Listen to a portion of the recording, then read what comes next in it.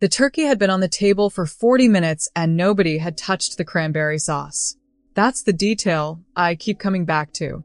Not the conversation, not who is sitting where, just that small ceramic dish, untouched, the sauce beginning to glaze over at the edges under the heat of the overhead light that Cecily had installed during the kitchen renovation.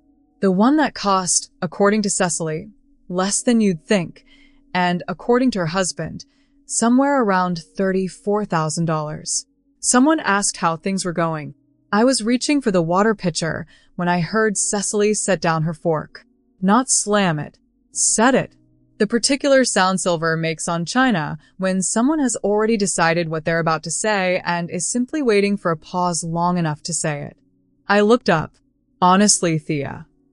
She tilted her head, the way she does when she believes she's being kind. When are you going to get a real job? The table laughed. Not meanly. That's the part that stays with me. It wasn't mean. It was comfortable. The laugh of people finally exhaling a thought they'd been holding politely all evening, given permission. My uncle chuckled into his napkin. My mother made a soft sound that wasn't quite agreement and wasn't quite disagreement. Cecily was already reaching for her wine glass. The room was too warm, the particular warmth of a house where the heat has been cranked up for guests and nobody wants to be the one to mention it. The overhead light made everyone look slightly overexposed, the way photographs do when something in the settings is slightly off. I could see the reflection of the table in the dark window behind Cecily's head. All of us were there. My phone buzzed in my pocket. Once. Then went still. I didn't say a word.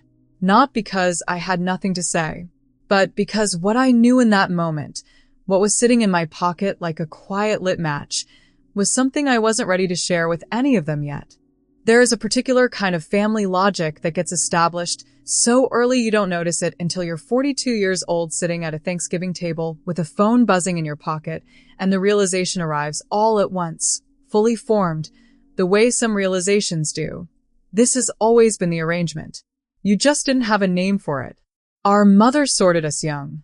Cecily was the practical one. I was the creative one. These were delivered as compliments. She meant them that way, I believe that, but compliments can have ceilings.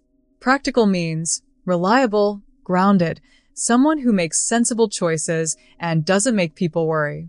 Creative meant interesting, certainly, but also, we're not entirely sure where this is going. Cecily earned hers. She married at 31, bought a house and a dyno with her husband Garrett, an actuary, the kind of man whose car has always been serviced on schedule, and built a life that our mother could describe clearly to other people. 2 children. A laminated activity calendar on the refrigerator.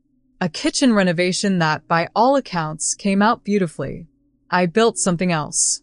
11 years in corporate marketing, and I was never the person with the title. I was the person who built the systems with the people with the titles presented at quarterly reviews. I trained colleagues who were promoted over me. I came in early enough that the office was still dark and stayed late enough that the cleaner knew my coffee order. At 39, I was passed over for a VP role, a role I had been doing in everything but name for 14 months, and given to a 31-year-old man who had never run a campaign with a budget above $40,000. My manager called it a strategic decision. He looked at the wall behind my head when he said it. I gave my notice on Tuesday. He seemed surprised. He probably thought I had nowhere to go. I had been building somewhere to go for 2 years. Nights. Weekends. A content strategy consultancy. Just me, a laptop, a spare bedroom with a second-hand desk. In the first 8 months, I billed $67,000. It wasn't enough to feel safe, but it was the first money I had ever made that felt entirely, unambiguously mine. I didn't tell my family until it was already done. Not out of secrecy, out of something harder to explain.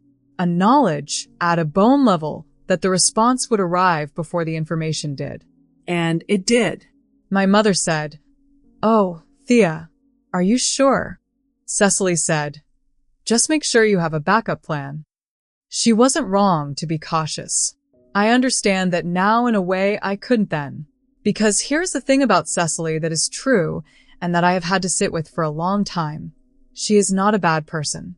She is genuinely, effortlessly funny, the kind of funny that makes strangers at parties feel like they've known her for years. She would do anything for her children. She drove 4 hours in an ice storm to sit with our mother after a minor procedure. No complaint. She just showed up. Her flaw is not cruelty. It is something more structural than that and more sad. She dropped an art degree at 20. She turned down a job offer in Seattle because it felt like too much of a risk. Garrett was a sure thing. The house was a sure thing. And I, who kept choosing the uncertain path and somehow, slowly, staying on my feet, I think I became the thing she tried not to look at directly. She has never said this. She probably doesn't know it's true. 2 Christmases ago, after the second pour of wine, she looked at me across our mother's kitchen table and said, warmly, conversationally, in front of 4 people who all nodded, "You always had big ideas, Thea. You just never really had the follow-through." I smiled. The smile I have been practicing since I was about 9 years old. I said nothing. I have thought about that sentence almost every day since. The question came from Cecily's cousin's husband, a man named Doug who sold commercial real estate and had strong opinions about airport parking. He leaned across the table while Garrett was still working at the turkey and said, "So, how's the freelance thing going, Thea?" I opened my mouth. Cecily got there first. "What do you actually do all day?" She said it with her head tilted, the way she does when she's genuinely curious, which is somehow the way that makes it impossible to be angry with her. There was nothing in her face except interest. Like, is there structure? I couldn't work without structure. I'd go insane. The table shifted, not toward hostility, toward curiosity. The particular attention of people who find something foreign and want to understand it, the way you lean in to hear someone explain a trip to a place you've never thought to go yourself. My uncle asked if I was on Fiverr. My cousin, not Doug's wife, the other one, Renata, asked, with genuine openness, whether I had clients. As though the concept required confirmation. As though it were a reasonable thing to wonder. "I'm just saying," Cecily continued, touching the stem of her wine glass, "a real salary benefits, paid time off. There's no shame in going back. Companies love people with experience. You'd probably walk into something good." She meant it. That is not a performance of generosity. She genuinely meant it. And that, somehow, is the part that required the most from me to sit with. My phone buzzed in my pocket. "I have more structure than I've ever had," I said. "I just build it myself." Then I turned to Cecily's daughter, who is 11 and obsessed with marine biology, and asked her about the project she'd mentioned in October. The table followed. Someone made a joke. Garrett set down the carving knife. The stuffing came around, and I took some and passed it to my left without looking at my hands. I needed my hands to look like they had nothing to do with anything. My phone buzzed again. I didn't check it. Here is the true thing, the one I don't say at dinner tables. Cecily is not entirely wrong. Not about the job. She's wrong about that. But there are Tuesday afternoons when the apartment is very quiet and the work is slow, and I have not spoken to another person since the day before, and I think about what I traded for this. The spontaneous conversations. The coffee someone else made. The simple animal comfort of being among other people who are all quietly pretending together that what they're doing matters. I chose this. I would choose it again. But it costs something, and I know what it costs, and I don't need my sister to name it for me. I didn't look at the email until I was in my car, 2 hours later. A regional healthcare nonprofit, confirming the renewal of a $34,000 annual retainer I had been waiting on for 3 days. I read it 3 times. And then I drove home in the dark, thinking about what my sister had said. Not because it was true, but because I understood for the first time exactly why she needed to say it. 3 days after Thanksgiving, I was boarding a flight to Denver when the group chat notification came through. I almost didn't look. The article was titled "The Hidden Mental Health Crisis of Gig Economy Workers." No caption. Just the link, posted by Cecily at 8:47 in the morning into a chat that included my mother, my aunt, both cousins, and 8 other people who had all been at that table. By the time I reached my row, four people had reacted with the laughing emoji. My mother had typed, "So important to know these things." I took my screenshot. I put my phone face down on the tray table. The plane hadn't moved yet. I looked out the window at the tarmac, at the luggage carts moving in the gray morning, and I stayed there for a long time. I didn't respond. I haven't responded to that message to this day. January arrived the way January does in Minnesota, abruptly, without apology.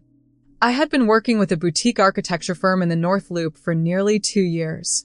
They were one of my anchors, reliable, communicative, a retainer that came in on the first of every month with a steadiness I had come to depend on without quite naming that I was depending on it.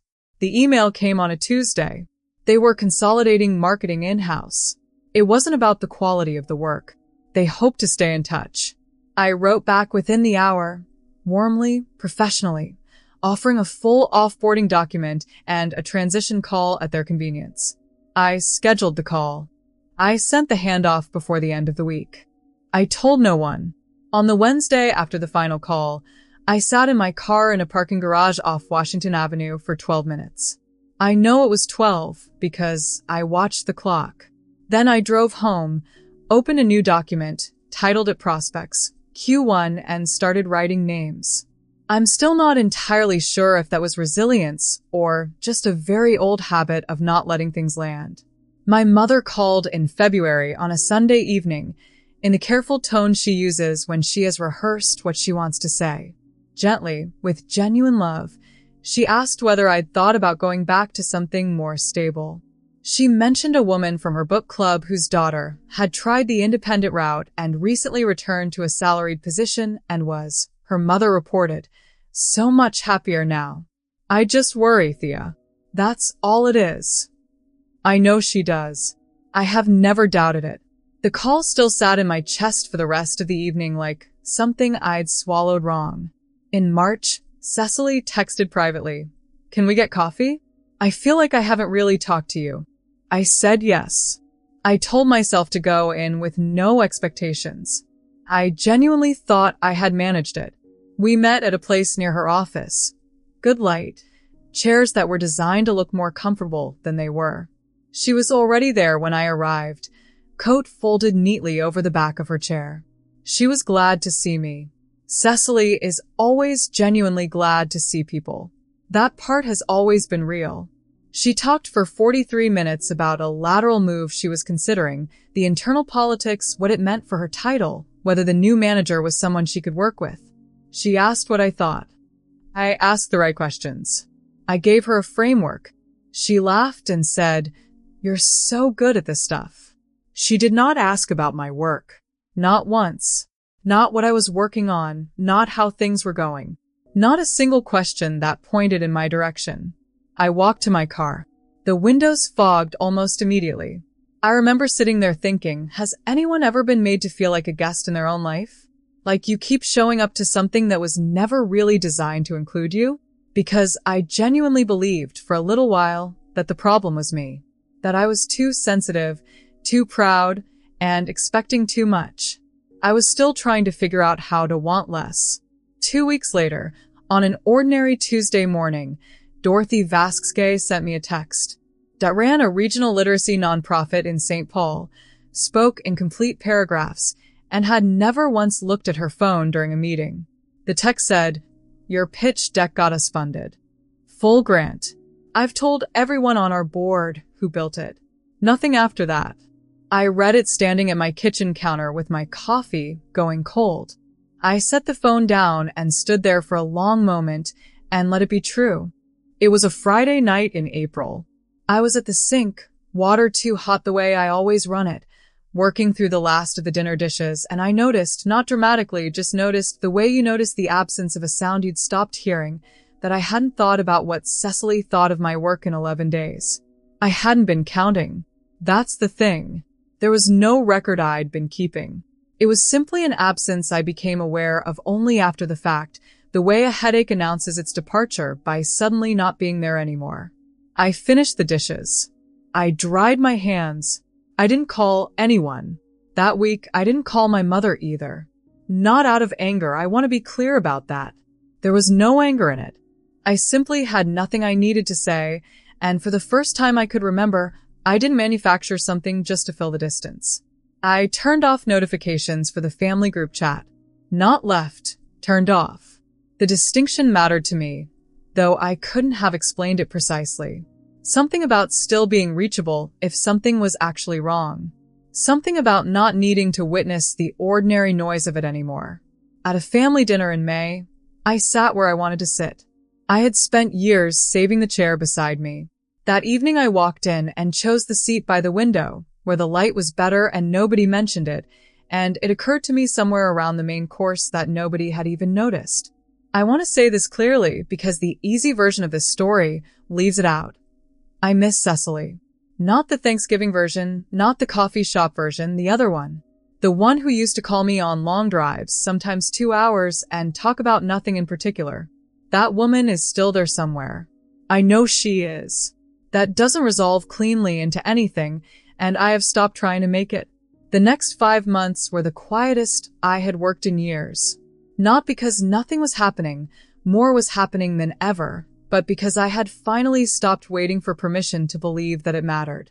I used to think that needing people to believe in your choices meant you were still unsure of them yourself. I know now that the moment I stopped needing my sister to approve of what I was building was the exact moment it started to feel completely, irreversibly mine. The inquiry came through my website contact form on a Tuesday evening in late June. A mid-sized financial services company, Halloran & Grint, with offices in Minneapolis and Bloomington, looking for an external consultancy to lead a full brand voice overhaul. They had found me through a referral they didn't name. The budget range they listed was $85,000 to $95,000 for the initial engagement, with a renewal option built in. I read it twice. Then I closed the laptop and made tea and came back and read it again.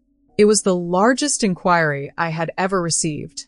Not dramatically larger than anything before it. Not a number that would read as fiction, but large enough that my first instinct was to assume I had misread something. I hadn't. I responded within the hour. Professional, measured, interested. We scheduled a preliminary call for Thursday. The call went well. They were organized, direct, clear about what they needed. I asked the right questions. By the end of it, they were asking about my availability to pitch. I said I'd have preliminary materials within 10 days. I do due diligence on every client before I pitch. Company structure, internal team, recent communications, and anyone I might be working alongside. It's not a lengthy process, a few hours usually, but it matters. You learn things in the research that change how you frame the work. I was 40 minutes into it when I found Cecily's LinkedIn profile. She had updated it 4 months earlier. New company, new title, Senior Marketing Coordinator, Halloran & Grint. I sat at my desk and read it once, then again, then a third time, slowly, the way you reread something when your brain is insisting it must say something different. At Easter, she had mentioned a new role in a way that hadn't invited questions, something about a better fit, better hours, and I hadn't pushed. I hadn't been pushing into much by then. The company that wanted to hire me to run their content strategy was the company where my sister answered emails every morning. I did not call anyone. I didn't text. I closed the browser tab and sat in my office chair and looked at the wall, where there is a small watercolor print I bought at a market in Lower Town 3 years ago, a gray-green landscape that I've never been able to identify as anywhere specific. I looked at it for a long time. I spent 4 days with it, considering whether it changed anything, whether there was a disclosure I owed someone, and if so, who, whether the professional thing was to withdraw, whether withdrawing was professional, or whether it was something else dressed up as professional. On the second day, I opened the pitch deck I'd been drafting and kept working on it. Not as a decision. I hadn't decided anything, just because the work was how I thought. I've always known what I believe by watching what I build. By the 4th day, the deck was finished. It was the best pitch document I had ever made. I presented on a Thursday morning in a glass-walled conference room on the 14th floor of their Bloomington office. 5 people on the other side of the table. Cecily was not among them. I spoke for 47 minutes. I answered every question. I thanked them for their time and took the lift back down to the lobby and drove home and made pasta and watched something I had already seen twice before and retained nothing. The email came 2 days later. We're pleased to move forward. I want to be honest with you. I spent 4 days sitting with something I hadn't asked for and didn't quite know what to do with. I thought about what I would tell someone else who came to me with this exact situation. Would I say walk away? Would I say walk in? I honestly don't know what the right answer is. I just know what I did. And I'm still not sure whether it was brave or whether it was something else entirely. The kickoff meeting was scheduled for 3 weeks out. I had signed the contract. The retainer had cleared. And somewhere in a building 12 miles away, my sister was sitting at a desk, completely unaware that in 21 days, I was going to walk through the same front door. The 3 weeks before the kickoff were the most organized I have ever been in my life. Not frantically organized, the other kind. The kind that comes when there is no room for anything to be in the wrong place. I needed help. I had known for a while that I would eventually. The contract was made eventually until now. Her name was Bev Callahan. 51 years old, former senior HR manager at a logistics company in Egan, 2 years into contract work and very clear about what she was looking for. We met for a working lunch at a place on University Avenue. I had a list of questions, a rough outline of the role, an honest account of where the business was, and where I needed it to go. I was 3 sentences into describing the position when she said, yes. I finished the sentence anyway. She waited politely. She started the following Monday. Over the next 2 weeks, I built the onboarding framework for Halloran and Grint from the ground up. Discovery questionnaire. Brand voice diagnostic, 12 pages. Every variable documented. A 90-day map broken into 3 distinct phases, each with its own deliverables and check-in structure. Bev organized the folder architecture and asked sharp questions and caught 2 gaps I hadn't seen. By the end of the 2nd week, the work was better than it would have been if I had done it alone. That mattered to me more than I expected. I told Russell on a Wednesday evening. Not everything. I didn't know how to explain the Cecily dimension without the whole story reshaping itself around her, which wasn't accurate to how it felt. What I told him was true. The contract was real. The scope was the largest I had taken on, and the next 6 months would ask more of me than anything before them. He listened without interrupting. Then he said, "Do you need me to do more around here?" I said yes. He adjusted. That was the whole conversation. I have not taken it for granted. I thought about telling my family. I thought about it for approximately 1 evening, and then I didn't. I met Dorothy for coffee the week before the kickoff, at a place near Loring Park with wide windows and the particular quiet of a neighborhood that hasn't been renovated into loudness yet. I told her the company name. She knew it, had worked adjacent to them through a grant partnership 2 years back, knew their structure well enough to ask one specific question about which division I'd be reporting into. Then she didn't say anything else about it. At the end, when the cups were nearly empty and she was turning her spoon slowly in what remained of her coffee, she looked up and said, "Just do the work, Thea. The work will say everything." She wasn't offering comfort. She was stating a fact, the way that states most things, plainly, completely, without decoration. I drove home with the windows down even though it was too cold for it. There was weight in what I was carrying. There had been for weeks. But underneath it, something else, a steadiness I didn't fully recognize yet, the particular calm of someone who is, finally, exactly ready. I arrived 20 minutes early. The conference room was on the 14th floor, with glass on 2 sides and a long table that seated 12 with room to spare. I set up from the door and, laptop open, materials at every seat, water poured. Agenda printed in a font size that didn't require anyone to lean in. I had done this setup in my head so many times over the previous 3 weeks that my hands knew where everything went before I consciously decided.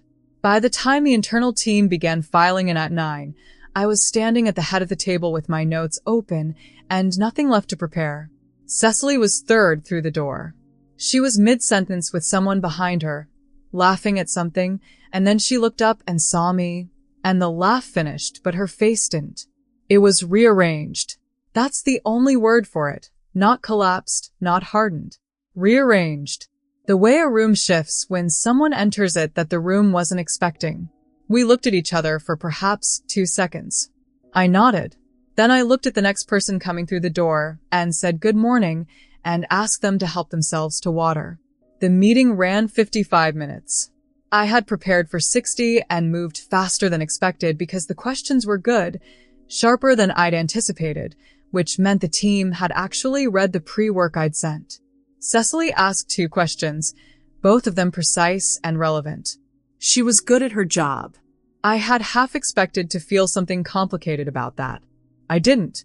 She was good at her job, and I told her so, specifically in front of the room because it was true, and because I was not there to manage anyone standing except my own. I closed the meeting cleanly, confirmed next steps, named owners, set the date for the first check-in. People gathered their things. The room emptied in the comfortable, purposeful way rooms empty when a meeting has gone well. Cecily caught me in the hallway just outside. I didn't know you were pitching here. I know, I said. I didn't add anything. She waited a beat to see if I would. I didn't. She asked if we could talk. We went back into the conference room and she closed the door.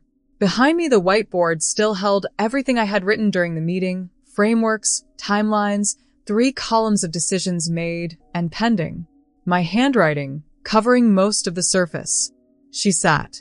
I sat. This is going to be awkward, she said. I waited. The things I've said.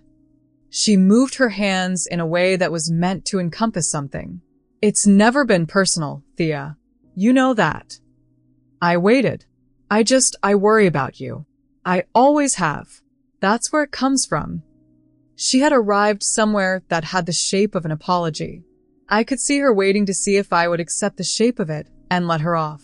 I had let her off so many times. It had become reflexive, a gesture as automatic as the practiced smile. I let her finish. I didn't interrupt. I didn't shift in my chair. Then I said, at Christmas 2 years ago, you told me I always had big ideas, but never the follow-through. Something moved across her face. I've thought about that a lot. On Tuesday mornings when I'm building something I'm proud of, on planes. I thought about it the day I signed this contract. I paused. I don't think you were describing me. I think you were describing something in yourself that you'd already decided it was too late to change. And I think that was the easiest place to put that. She didn't speak. Not defensively, not dismissively. She simply didn't speak.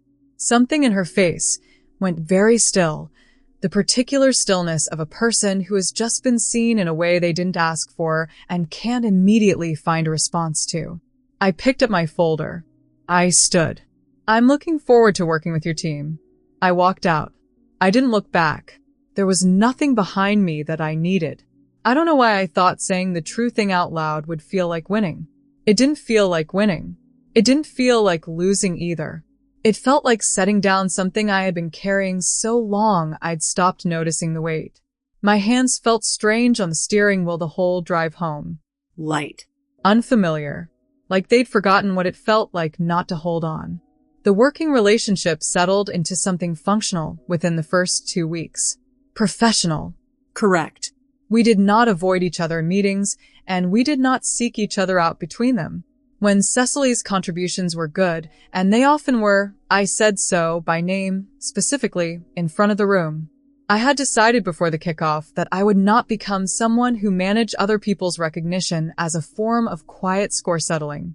That is not the person I want to be. It is also, not incidentally, not how good work gets done. My aunt told my mother. I don't know the exact sequence. These things move through families by their own routes. But my mother called on a Thursday evening in the careful tone she reserves for conversations she has prepared in advance.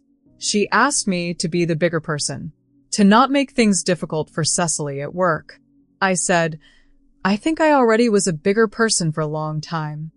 A pause. I'll talk to you soon, Mom. I ended the call and sat with the phone in my hand for a moment. I didn't feel righteous. Righteousness has a kind of heat to it, and this has none. What I felt was tired, genuinely deeply tired, but it was the kind of tiredness that has space in it. The kind that comes after you have finally put something down rather than after you have been carrying it. On the first Friday of the engagement, a flower arrangement arrived at my door. Small, simple, in a plain ceramic vase, the kind of arrangement someone chooses when they want the flowers to be the point. No card.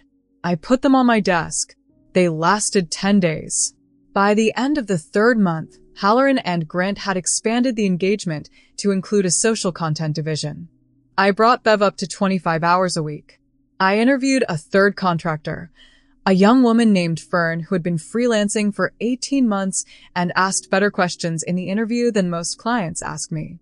2 other companies had reached out after seeing the work.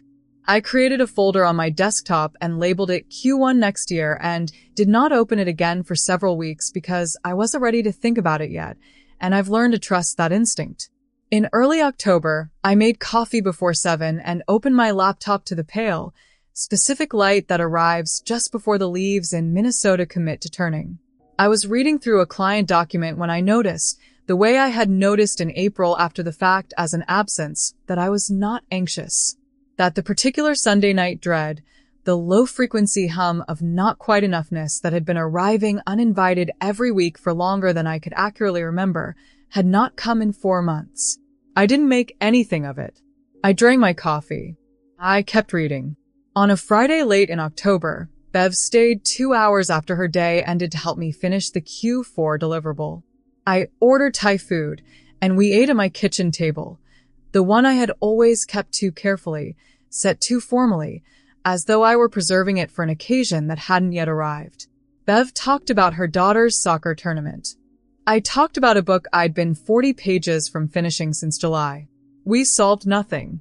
We were just 2 women eating dinner in a warm kitchen on a Friday night, with nowhere else we needed to be. It was one of the best evenings I'd had in years. Nobody was managing anything. Nobody needed to be impressed. The email arrived on a Tuesday morning in early December from my primary contact at Halloran and Grant. Brief and factual, the kind of email that has been reviewed by HR before it's sent. The internal marketing team was being restructured. Roles redistributed.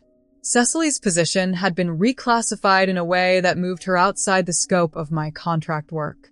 Effective the following month, my contact asked if I had any questions about continuity. I read it once. I wrote back. Understood. Please let me know who'll be the new point of contact from your team. Then I closed the email and sat for a moment. I had expected to feel something definitive. I didn't. There was no clean emotion available, no satisfaction, nothing that resembled triumph, nothing that felt like justice arriving on schedule. Just the particular quiet of something concluding in the way that things in real life conclude. Not with a scene, not with a confrontation, but with an HR decision and a 3-sentence email on an unremarkable Tuesday. I thought about texting Cecily. I picked up my phone. I put it back down. There was nothing that needed to be said, and I have learned, slowly and not without difficulty, to trust that instinct. In late December, I was clearing out my downloads folder, the kind of administrative task that accumulates for months and then demands a whole afternoon, when I found the photograph. Christmas 2 years ago, in my mother's kitchen. Someone had sent it to the family chat, and I had saved it without thinking. I'm standing slightly apart from the group, smiling. I looked at that smile for a long time. I recognized it immediately, the particular quality of it, the careful placement, the smile of a woman making herself easy to be around. I looked at my posture, the way my shoulders were arranged, the small, careful distance I had kept between myself and the edge of the frame. I understood something about her that I couldn't have understood while I was still her. I moved the photo to an archive folder. Not deleted. Archived. That distinction is mine to make, and I've made it. In January, on a Sunday afternoon, I moved my desk to the window wall. I had kept it against the interior wall for 3 years because I thought it looked more deliberate on video calls. But the light has always been better by the window. I have known this since the first week I set the office up. It took 20 minutes, moving in increments across the floor. When I sat down, the yard was bare and winter white, the trees stripped down to their actual shapes. I spent years making myself smaller so that other people could stay comfortable with what I was becoming. The thing nobody tells you, the thing I wish someone had told me, is that the people who needed you small were never going to celebrate you big. That was never the arrangement. It was never going to be. The most insidious thing about being underestimated by someone who loves you is that you tend to borrow their version of you. You wear it without realizing. You start making decisions from inside it, saying no to things before anyone asks, shrinking the pitch, choosing the safer option. Not because you believe you have to, but because somewhere in the back of everything, someone's voice has been telling you that you should. Thea's story is not a story about revenge. There is no revenge in it. There is only a woman who kept building something real while the people around her debated whether it counted. And then one day, it counted so much that she walked through a door, and the whole conversation became unnecessary.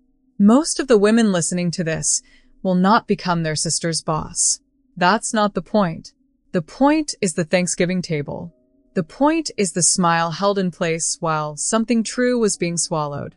The point is the version of herself that she quietly, without announcement, stopped being. She didn't leave to prove anything. She stayed in the work because the work was hers. The rest of it, the contract, the recognition, the room she finally learned to sit at the head of, that was just the world eventually catching up to something she already knew. The kindest thing anyone ever did for me was underestimate me long enough that I had no choice but to find out what I was actually made of.